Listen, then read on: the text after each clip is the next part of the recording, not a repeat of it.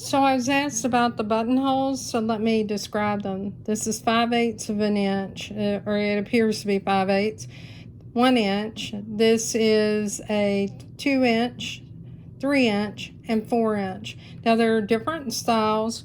I'm going to show you where my thread was caught in the tension dial of for my bobbin winding, and you can see what happened. And that's how strong this hoop is. You see how it pulled here, but the fabric itself did not shift, and it basically caught and wouldn't cut the thread. Now here are the buttonholes for the keyhole. You can see how pretty they are. You can see these buttonholes here, and again, this is not interface fabric. And I used the border function to stitch all of these out, which makes it fast. So let's look at the hoop and removing fabric from it. You can remove the, let me zoom you back out.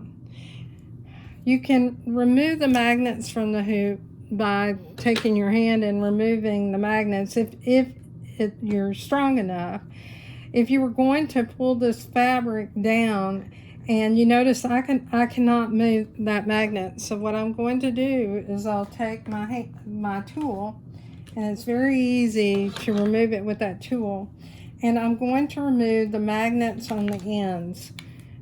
And then also all the magnets on the side. Again, I wouldn't pull my fabric like this. I would remove it and rehoop it because it is so darn tight. I can't even, oh, now I can get it. I've got it up against my stomach. I'm holding both sides, and now I can slide it down. So this is why you're not going to do this in your machine. It is tight, and that's with these two little magnets here.